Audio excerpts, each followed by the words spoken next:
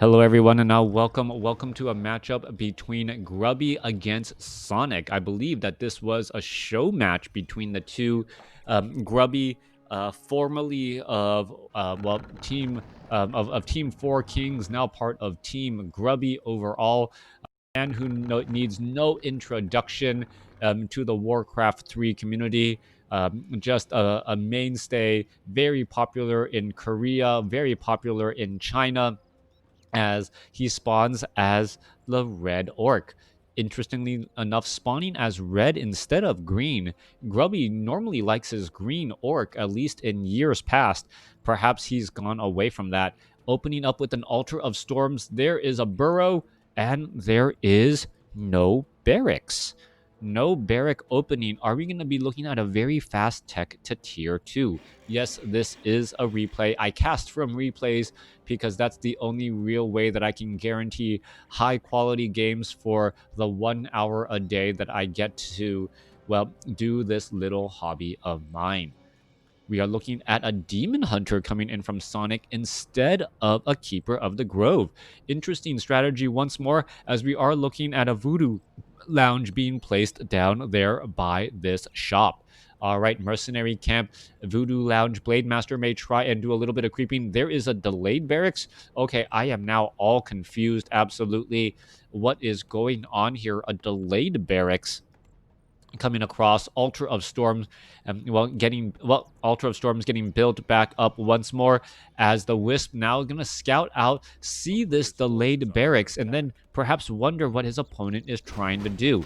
Ancient of War already up and ready to engage here. Wisp going to be brought on over as the Demon Hunter joins in on the battle, perhaps looking to get a mana burn off onto that Forest Troll Shadow Priest, or just looking to finish this. Grubby is getting owned 3-1 by Mr. Sonik.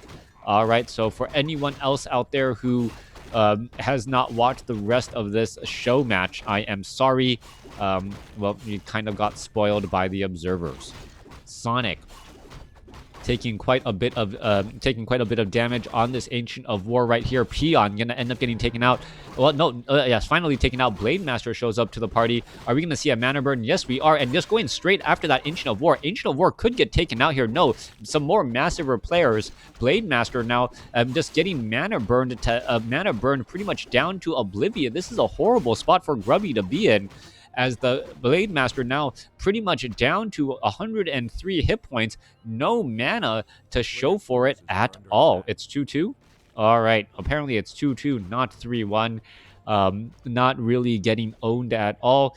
And what's important to note, that there is actually a little bit of history leading up to this game. I don't know how these players played the previous 4 games, but knowing the previous 4 games and how they played their hero choices could affect their decisions and their overall strategies. Blade Master runs straight up around that building there and loses line of sight on that Demon Hunter. Demon Hunter runs past and will spot that Voodoo Lounge instead. We are teching the tier 2. A new Orc Burrow is now completed, as Grubby going into that 31 supply. This show match sponsored by Cash and Johnny Cage.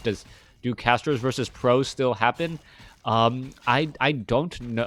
I was invited to do one casters versus pros, and the casters actually won that matchup. So yeah, Witty, me, and 2 other casters. It was 4 casters versus 3 pros, and we were just able to take that advantage enough. All right, Demon Hunter just rushing on inside here, looking to put pressure onto the Orc Burrow.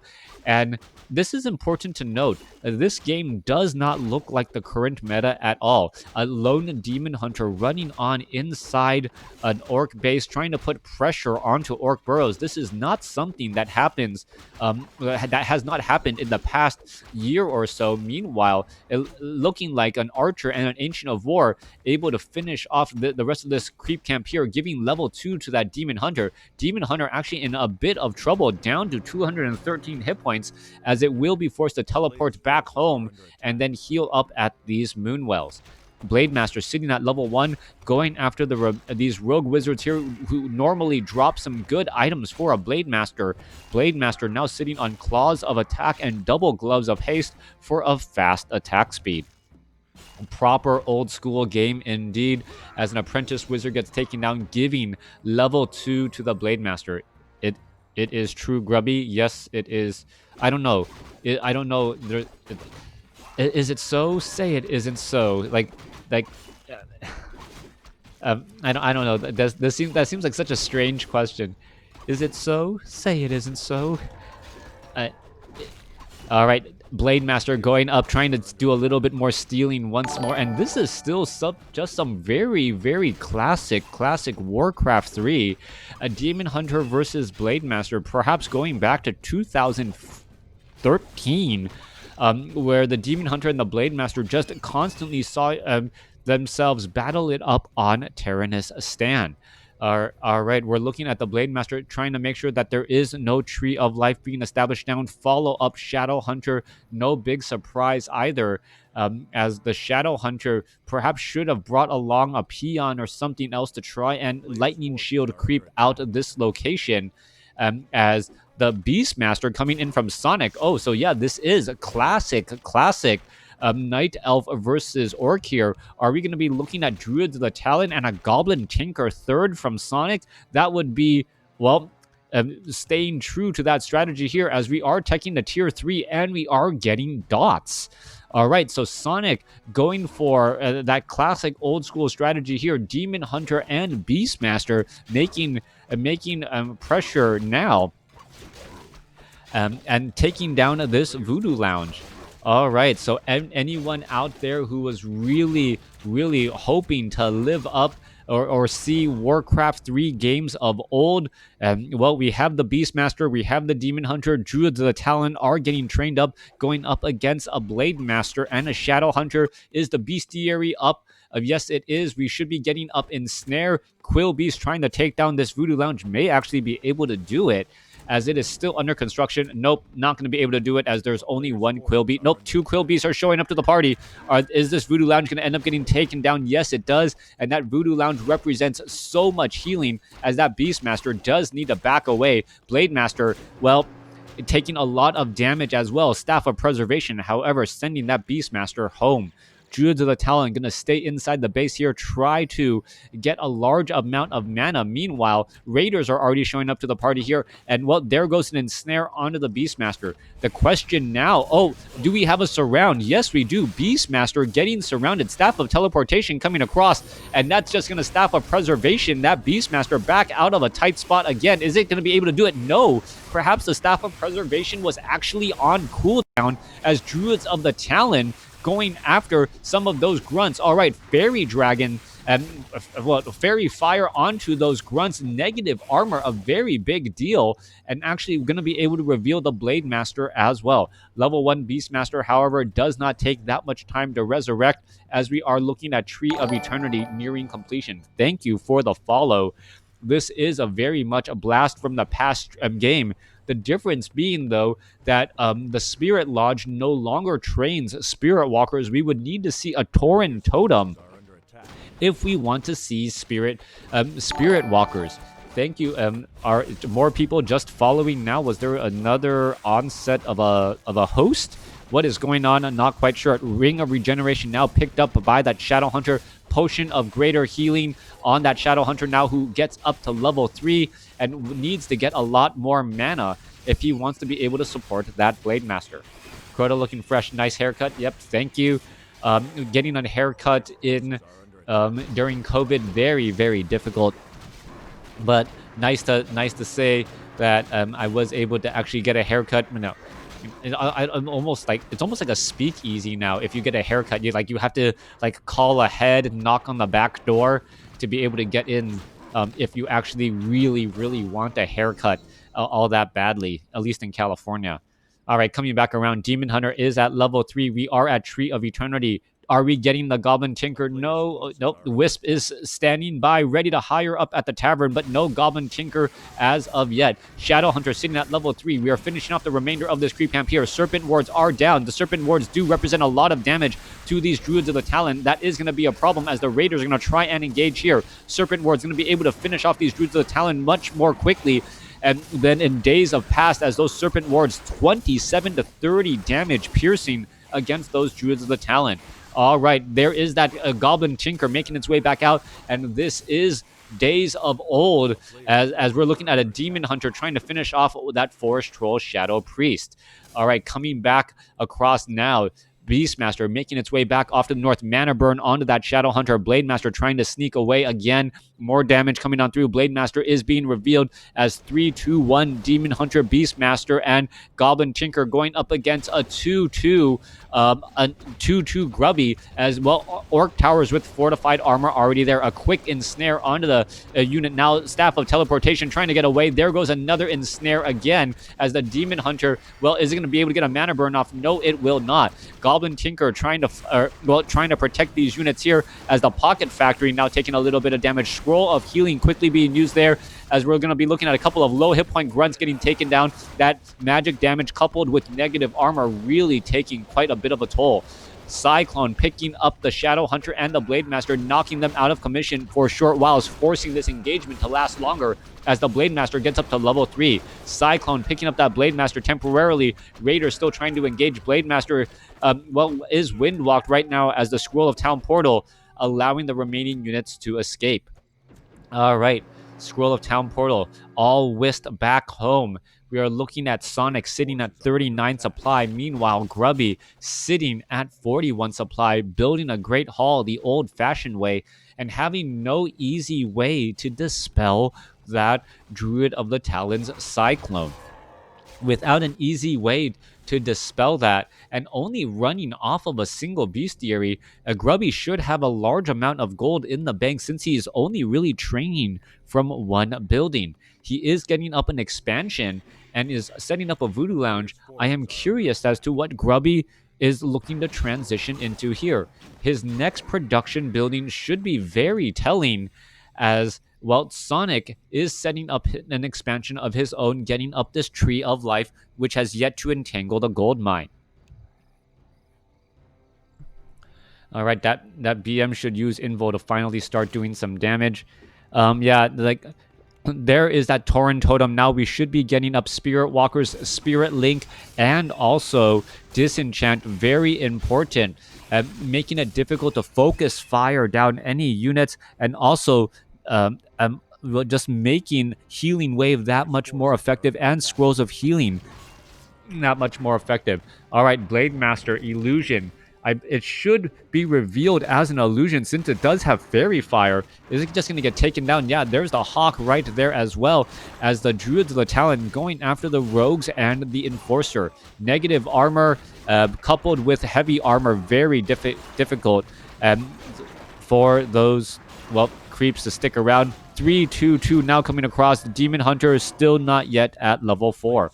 Potion of Invulnerability picked up by that Demon Hunter. That's going to give him the opportunity to dive on into situations to try and mana burn the Blademaster without much of a problem. Meanwhile, Goblin Zeppelin looking to do an air raid right here, and Sonik comes across. There's Raiders already ready to go. Gonna go perhaps try and surround this Tree of Life. But it looks as though, well, Druids of the Talon turning into their Druid form, showing up to the party. They're going to be landing and now being ready to engage. Cyclone picking up all of those Raiders, trying to save. Wisp now coming over to repair, staying steady at a 40 damage. No, 20-10. Is it going to get taken down? Yes, it does. Cyclone, not enough as well. Well played right there by Grubby to snipe down that Tree of Life. Grubby now using a Scroll of Town Portal as a get out of jail free card, really committing to that push right there, but pushing the reset button on Sonic's expansion. Grubby now, well, should really be mining with more peons here. One peon repairing that Goblin Zeppelin, not full saturation at all, sitting at 41 over 62 supply. Meanwhile, we're looking at, well, Sonik sitting actually in low upkeep. So this is quite a big difference in gold per second. Grubby almost mining 3 times as much gold than Sonik at this stage, as he's trying to set up 2 expansions to make up for the one that he lost. Sonik is going to find himself in a bit of a pickle, so to speak, in about 2 to 3 minutes, where his opponent is going to have a significantly larger army, or should have a significantly larger army than him, as he's going to be training back up. Grubby, what is he going to do? Is he going to do another hit and run tactic? There's already 4 watchtowers here. There is no easy way to deal damage to all of this fortified armor, because it's just Druids of the Talons and heroes in that backside. Hunter's Hall getting added in. Blade Master making its way down. Going to be doing a little bit of scouting out. Druids of the Talons scouting out across this position. Serpent Mords poking across, archers. As the Goblin Zeppelin, is it going to be able to do anything here? Going to go ahead and just quickly drop, perhaps get it in snare, finish off a 4-Stroll Shadow Priest, and now engage against this army as Sonik, perhaps was not quite ready. There goes another archer here as the Zeppelin down to 192, 148 hit points. Is it going to get taken down? Yes, it does get taken down. There is a little bit of dizziness, but no units were lost besides that Goblin Zeppelin. All right, ensnaring those Druids of the Talon back onto the ground. The Serpent Wards actually going unchecked. That is a very big deal, as a couple of Druids of the Talon could easily get taken out as well. All right, more damage represented. Grubby in that front line location with a Potion of Invulnerability. Could be trying to fight. There's some more healing wave. Are they going to be able to take down this Tree of Life? Tree of Life down to 135 hit points. It gets taken out. Blade Master wants to make sure it doesn't get taken down. Has a Potion of Greater Healing. Wants to save it. And it looks like he does exactly that. Saves the Potion of Greater Healing. Finishes off the Ancient of War. And Sonik, does have an expansion almost up and running. Really, really gutsy play by Grubby, allowing his Blade Master to go below 100 hit points while the Shadow Hunter used the Scroll of Town Portal. No inbound healing wave at all, and the Blade Master saving that Potion of Greater Healing for another day. All of these buildings, the buildings do look exposed, but that is not the story right now. The story is the fact that Grubby has an expansion up and running, 62 supply. Sonik just now about to finally fully saturate this gold mine, but is it too little, too late, with a 20 supply advantage already coming in from Grubby, and also perhaps a level advantage here. Level 4 on that Shadow Hunter, almost level 4 on this Blade Master here, as he's going to force a cancellation on that Tree of Life. I don't know if Grubby knows about this expansion, but he should find out about this momentarily. There you are. Tree of Life has been scouted out by that Blade Master, hoping to take it down. Scroll of Teleportation, no mana burn. Blade Master able to get away again. Thank you for the follow. Grubby continuing to do hit and run tactics on the Sonic's base. Meanwhile, Demon Hunter, Beastmaster, and Goblin Tinker unable to be everywhere they want to be.